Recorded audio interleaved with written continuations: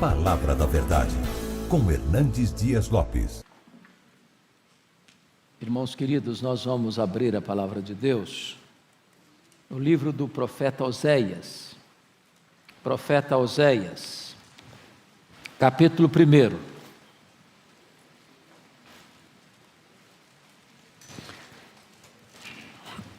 Este é o primeiro profeta menor que nós encontramos aqui na Bíblia, logo depois de Daniel. Oséias, capítulo 1.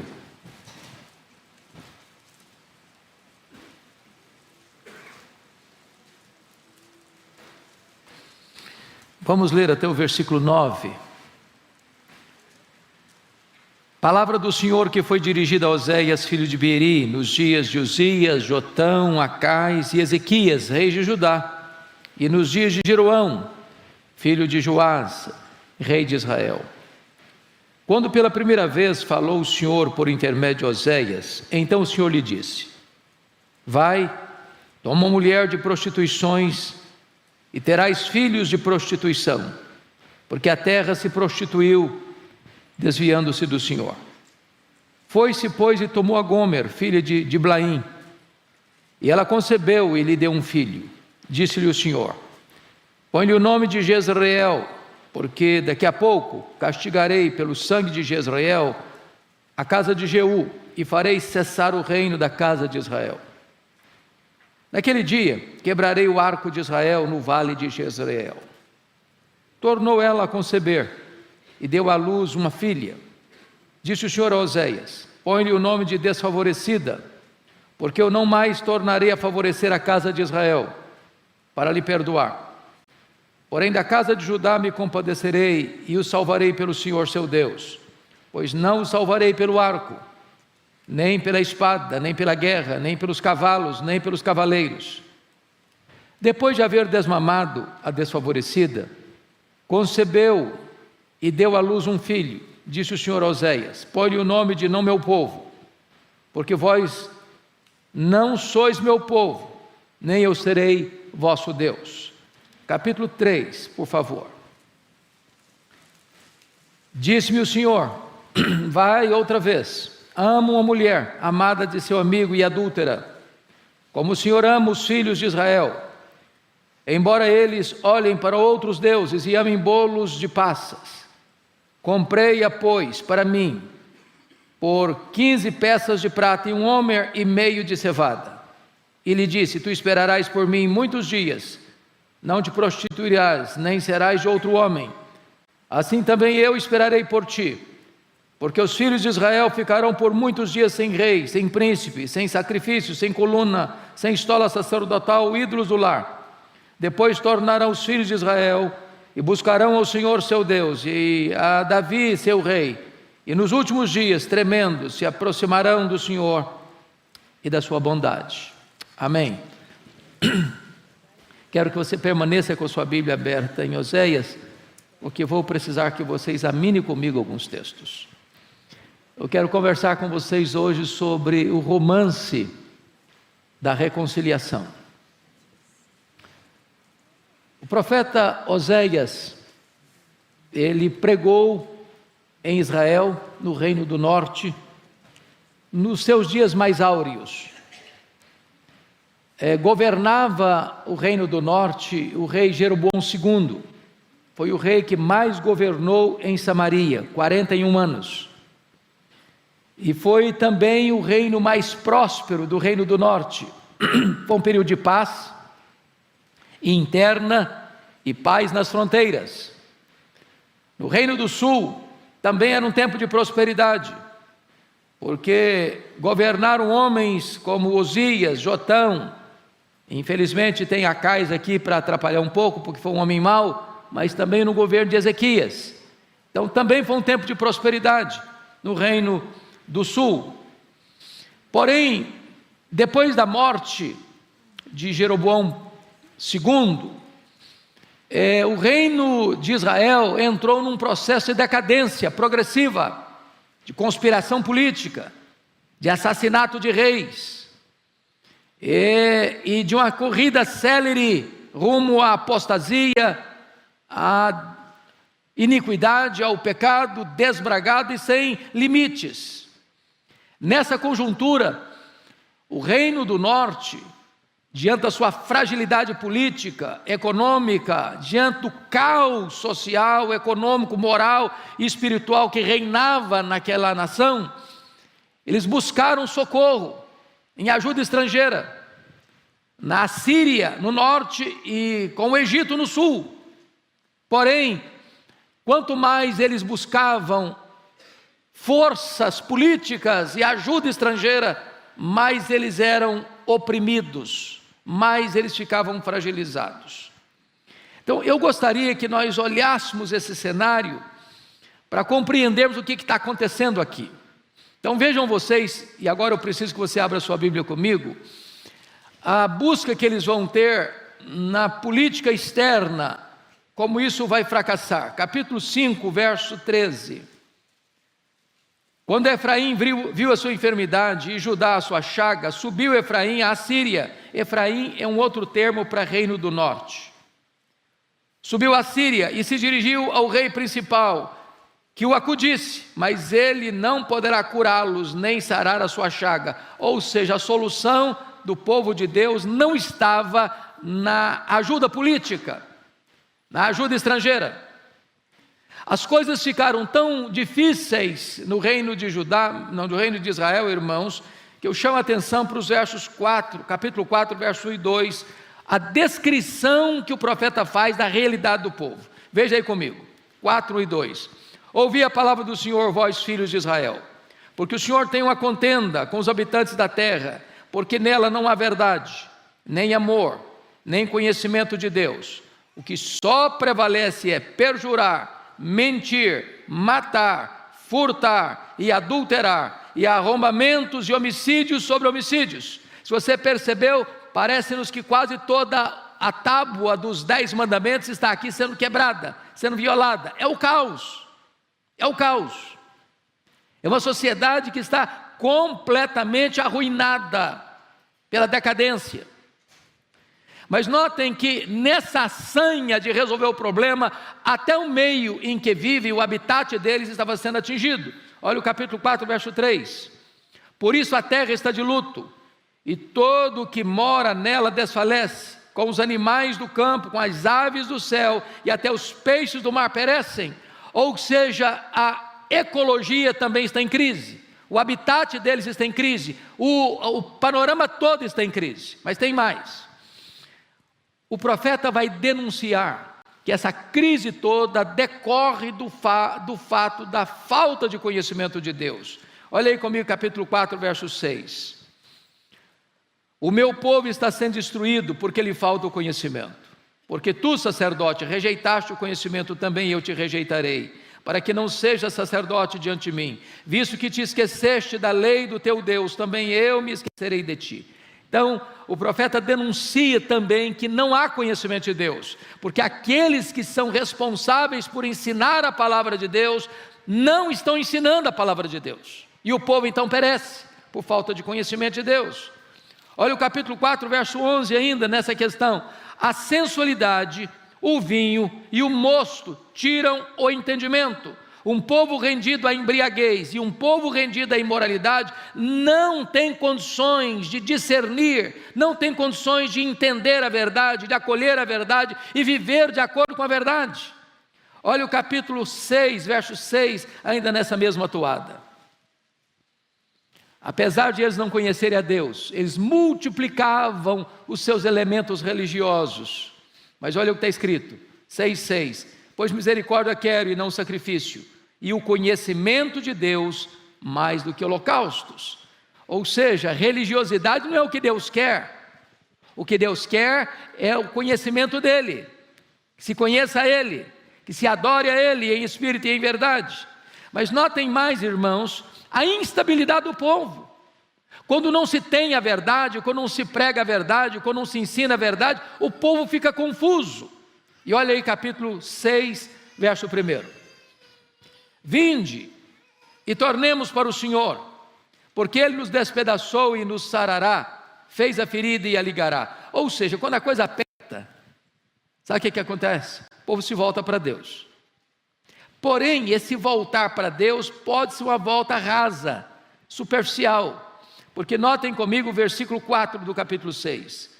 Que te farei, ó Efraim? Que te farei, ó Judá? Ele está falando agora para os dois reinos. Porque o vosso amor é como a nuvem da manhã e como o orvalho da madrugada, que cedo passa. Ou seja, é apenas um entusiasmo epidérmico, raso, superficial, passageiro. Só se volta para Deus na hora do aperto. Quando a coisa dá uma melhorada, se esquece de Deus de novo. Mas tem mais. Olha o mundanismo desse povo, capítulo 7, verso 8. Está escrito aí: Efraim se mistura com os povos, e é um pão que não foi virado. É uma figura do padeiro aqui. Pensa comigo, ao se misturar com os povos pagãos, é um pão que não foi virado. Se você pega um pão e não vira, ele fica queimado de um lado e do outro fica imprestável, inútil, não serve para ser consumido. Assim o povo de Deus estava, com um pão que não foi virado, queimado pelas suas paixões de um lado e inútil por outro lado para ser usado por Deus. Mas mais, irmãos, esse povo começa a se corromper de uma maneira galopante. Olha o capítulo 9, versículo 9 comigo, por favor.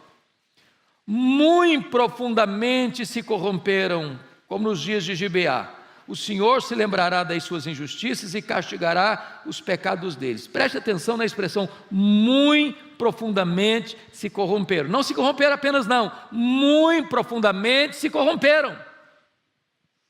Agora, vejamos o que acontece do ponto de vista da apostasia, então, no capítulo 11, verso 7. Você pode ler o verso 7 comigo, 11, 7, vamos juntos? Porque o meu povo é inclinado a desviar-se de mim, se é concitado a dirigir-se acima, ninguém o faz. Então preste atenção na generalidade da crise, de apostasia. O povo é inclinado a se afastar de Deus. Quando é convidado a se voltar para Deus, ninguém o faz. O povo estava rendido aos ídolos. Olha aí capítulo 13, verso 2. Você pode ler o 13, 2 comigo? Vamos lá? Agora pecam mais e mais, e da sua prata fazem imagens de fundição, ídolos segundo o seu conceito, todos obras de artífice, e dizem: sacrificai a eles. Homens até beijam bezerros. Olha a situação em que esse reino ficou. Deus já tinha mandado profetas, e eles não escutaram os profetas, eles mataram os profetas, eles perseguiram os profetas. Agora Deus vai levantar Oséias, não para trazer uma mensagem para a nação, mas para ser a mensagem para a nação. O profeta vai como que encarnar a mensagem que ele precisa transmitir. E o que é que Deus manda este profeta fazer para esse povo infiel? Deus é o marido, é a linguagem do Velho Testamento. Deus é o marido, Israel é a esposa, mas a esposa é infiel, e o marido a ama, e o marido investe nela, e o marido cuida dela, e o marido faz provisão para ela, e o marido fez de tudo por ela, e ela é infiel, e permanece infiel, e continua infiel. O que que Deus vai fazer? Deus fala com Oséias assim, Oséias, capítulo 1, confira comigo.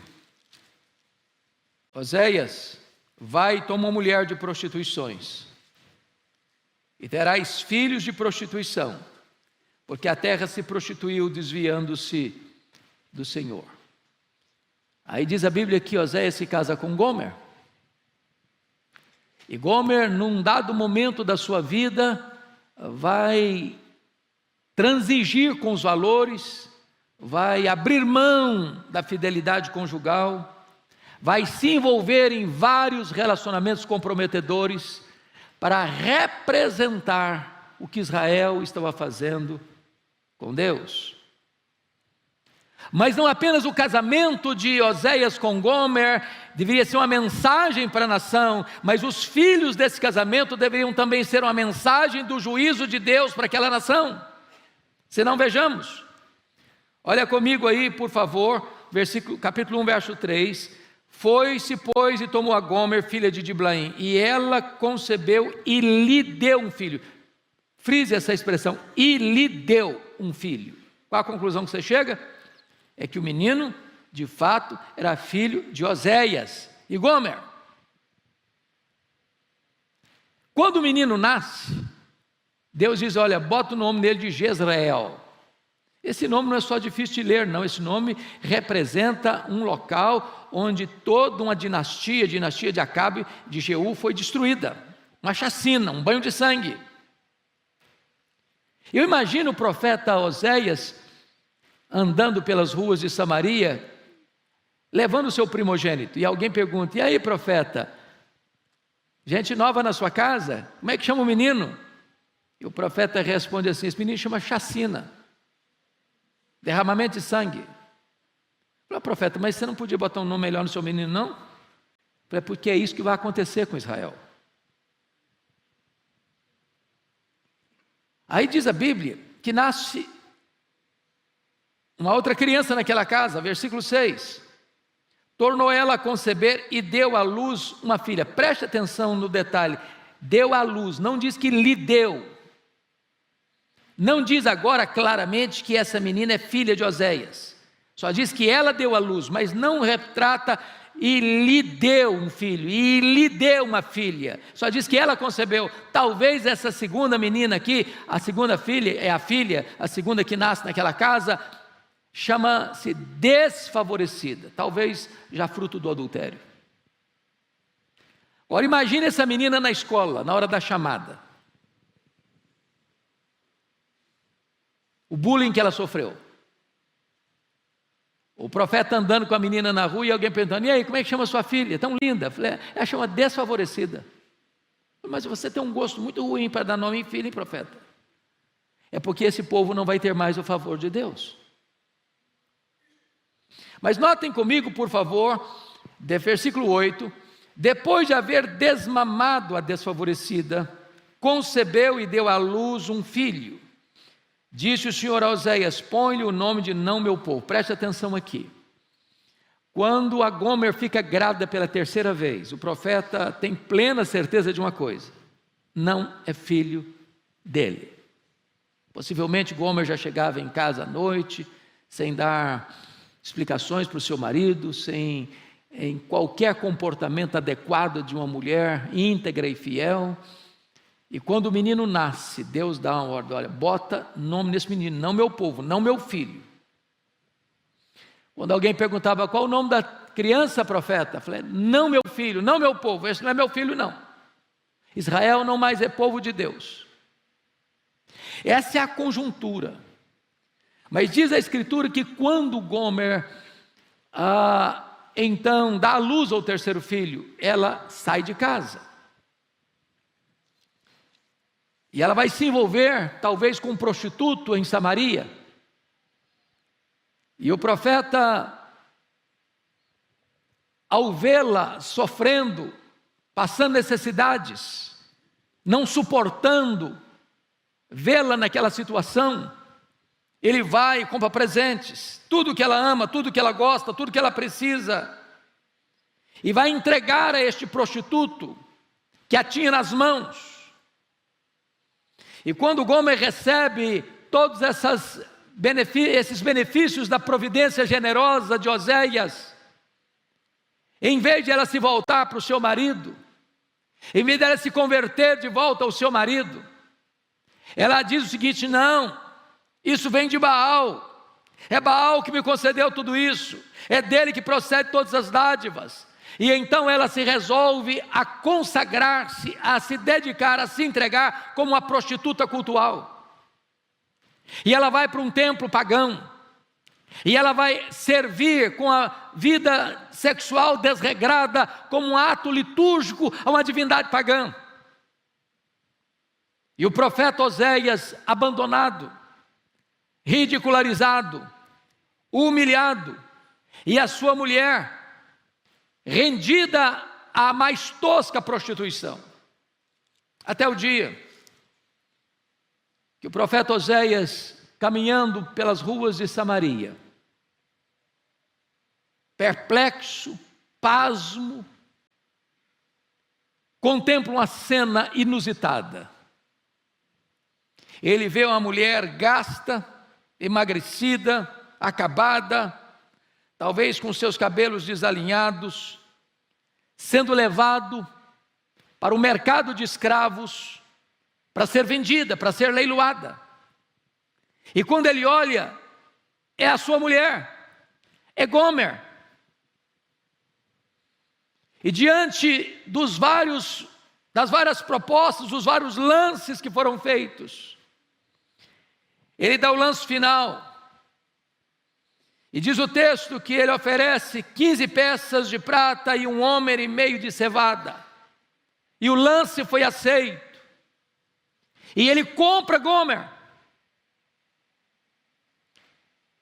Agora imagine essa cena, irmãos, que quando ele compra a sua própria mulher, e ele sendo profeta, e ele sendo talvez a figura pública mais conhecida fora do rei, em todo o território, e toda a nação sabendo o seu caso, o seu histórico de vida, o seu sofrimento, a sua humilhação, a sua vergonha, de ver a sua mulher deixando o casamento, deixando a casa, deixando os filhos, se prostituindo, vivendo uma vida de prostituição desbragada, agora tornando-se uma escrava, uma mercadoria barata. Eu acho que a nação toda deve ter pensado: bom, agora ele vai lavar a sua honra, agora ele vai matar essa mulher, porque agora ela é propriedade dele, ele pode fazer dela o que ele quiser, agora ele vai limpar o seu nome diante da nação inteira. E ele então sobe e pega essa mulher, gasta nos seus braços, aperta contra o seu peito e diz: eu ainda te amo, e eu vou me desposar contigo com justiça, em amor, eu vou limpar da sua boca esse nome de Baal, e eu vou me desposar contigo. E o profeta então se volta para a nação e diz: assim, Israel, é que Deus ama você.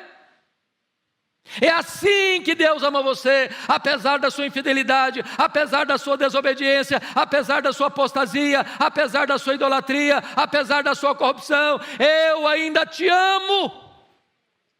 Essa é a mensagem do profeta. E Deus não apenas perdoa, Deus restaura.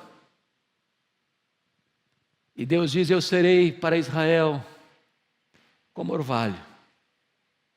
Israel vai florescer como cedro no Líbano. Eu mesmo curarei a sua infidelidade.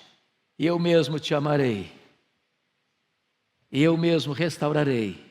Eu mesmo curarei as tuas feridas. Irmãos queridos, a Bíblia diz que Deus estava em Cristo, reconciliando consigo o mundo, não imputando aos homens as suas transgressões, e nos confiou o ministério da reconciliação. Aquele que não conheceu o pecado, Deus o fez pecado por nós, para que nós fôssemos feitos justiça de Deus. E então nesta manhã, em nome de Jesus, como embaixador de Deus, eu rogo a você que você se reconcilie com Deus, que você se volte para Deus. Eu não sei onde você está, eu não sei como você está, mas eu quero lhe dizer agora: Deus ama você. Não por causa dos seus méritos, mas apesar dos seus deméritos. Não por causa das suas virtudes, mas apesar das suas transgressões. Deus ama você com amor eterno, e Ele atrai você com cordas de amor. E nesta manhã Ele está aqui para reconciliar você com Ele, para restaurar a sua vida, para renovar o seu coração, para refazer a sua história e para começar uma linda história com você de amor e de fidelidade. Eu quero orar com você nesse momento. Onde você está, ore comigo. Deus, a Tua palavra é a verdade, e de muitas maneiras e de tantas formas Tu revelas a nós o Teu amor. Bendito é o Teu nome, porque Tu levantaste há tantos anos o profeta Oséias, para sofrer na pele, na carne e na alma as dores que tu sofres no teu coração, como Deus, Pai, marido, provedor, redentor. Ah, Senhor, agora nós te pedimos, quebre a dureza do nosso coração. Em nome de Jesus, produza em nós arrependimento genuíno e verdadeiro. E permita que nesta manhã, quem está andando longe de ti, quem está vivendo em pecado, quem está rendido ao sistema do mundo, Quem está, meu Deus, quebrando a tua lei, transgredindo, pecando contra ti.